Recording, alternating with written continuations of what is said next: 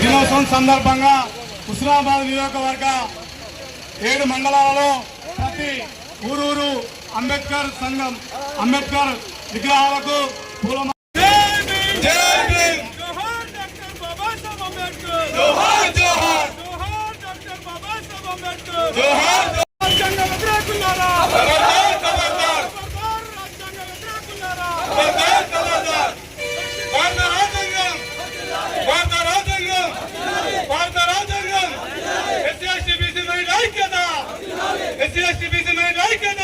నుండి బయలుదేరినటువంటి అందరూ అంబేద్కరిస్టులకు నా హృదయపూర్వక నమస్కారాలు తెలియజేసుకుంటూ, ముఖ్యంగా మీ అందరికీ ఒకటే మనవి, ఈరోజు ఆనాడు అంబేద్కర్ గారు చెప్పినట్టు ఒక కులంతోనో మతం పేరు మీదనో మనం జాతిని కానీ నీతిని కానీ నిర్మించలేమని చెప్పి ఆ రోజు చెప్పినట్టు, మరి ఈరోజు దానికి వ్యతిరేకంగా కులాల పేరుతో రాజకీయాలు చేస్తూ ఉన్నారు, మతాల పేరుతో రాజకీయాలు చేస్తున్నారు.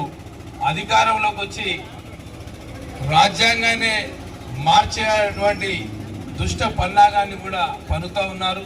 కాబట్టి ఆ మహనీయుడు బాబాసాహెబ్ అంబేద్కర్ గారు గొప్ప రాజ్యాంగాన్ని మన భారతదేశానికి అందించారు. దాన్ని పరిరక్షించుకోవాల్సినటువంటి అవసరం ప్రతి ఒక్కరి మీద ఉన్నది. మరి అంబేద్కరిజాన్ని కూడా ప్రతి ఒక్కరి లోపలికి మనం తీసుకెళ్లాల్సినటువంటి ఆవశ్యకతగా అవసరం ఉన్నది.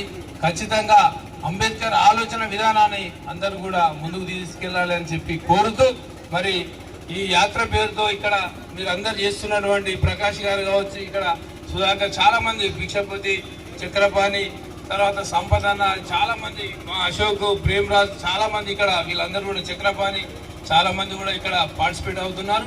అలాగే మన చేరాలన్న, తర్వాత ఇంకా ఇక్కడికి వచ్చిన పెద్దలందరూ కూడా దీన్ని ఇక్కడ విజయవంతం చేసి ఆ హుస్నాబాద్లో కూడా పెద్ద ఎత్తున మనం మీటింగ్ జరుపుకొని మరి ఈ అంబేద్కరిజాన్ని కూడా అందరి లోపలికి వెళ్లే విధంగా ఖచ్చితంగా ముందు కూడా ఎన్నో కార్యక్రమాలు తీసుకోవాల్సిందిగా కోరుతూ, నాకు ఇచ్చినటువంటి అవకాశానికి మీ అందరికీ కూడా హృదయపూర్వక ధన్యవాదాలు తెలియజేసుకుంటూ ముగిస్తున్నాను.